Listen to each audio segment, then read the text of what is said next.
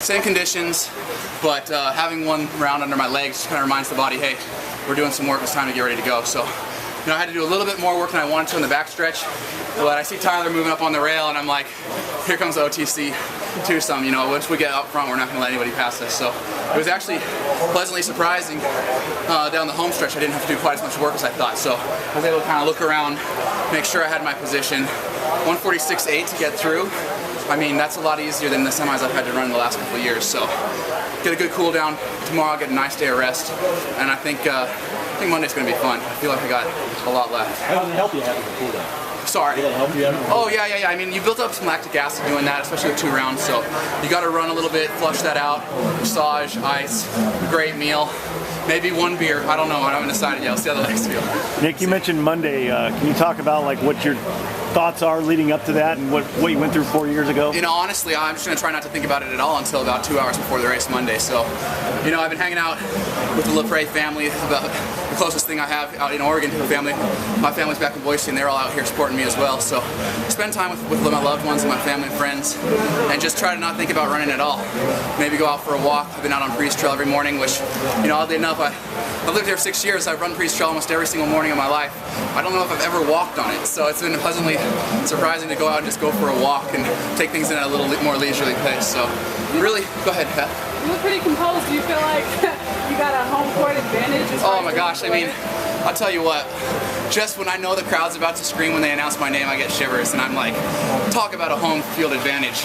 When you hear that crowd going crazy like that, I know my competitors hear it too, so I'd love to hear it really, really loud on Monday.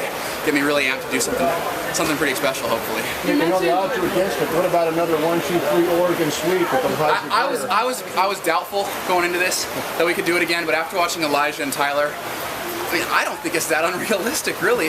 I think the probability of getting 2 Oregon guys on this team is very, very likely, and 3, definitely not out of the realm of possibilities. Yeah, you mentioned looking and seeing another OTC member. Yeah. Does that help you compete, knowing that you have that brother? Oh yeah, I mean, I know exactly what Tyler's going to do because I train with him every single day.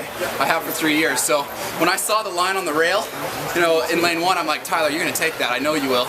And I went outside to the right, and we do it to people out on the Amazon Trail all the time. When we see walkers, we'll go left and right around him. We just did the exact same thing on the track at a slightly faster pace. So, once we got shoulder to shoulder, I knew that he'd run every step of the way with me, and I wanted to make sure I stayed with him.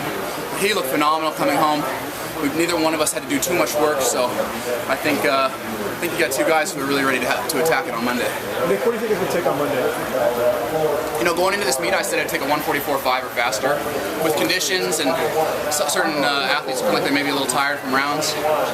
I don't know. I mean, the nice thing about championship running is you don't have to worry about it at all. So whether it's a 1:43 or a 1:48, I feel prepared to win it from any type of pace, any type of strategy. That's one nice thing about being a veteran. I can say things like that because I've been here, I've seen it all. A little older than some of the other kids out there, but I feel very prepared no matter what they bring to the field. Sorry? Yeah, I mean, it's a little hard to gauge with the rain because, 146.8 in these conditions is a pretty good time.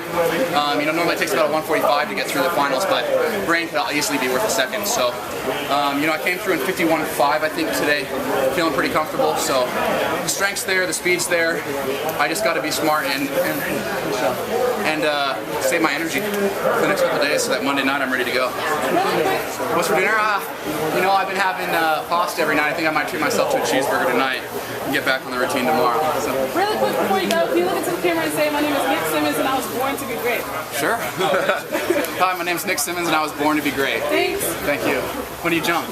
Thursday, Saturday. Okay, I'll be out there watching. Anything else? We good? Thanks, all right, thank you guys.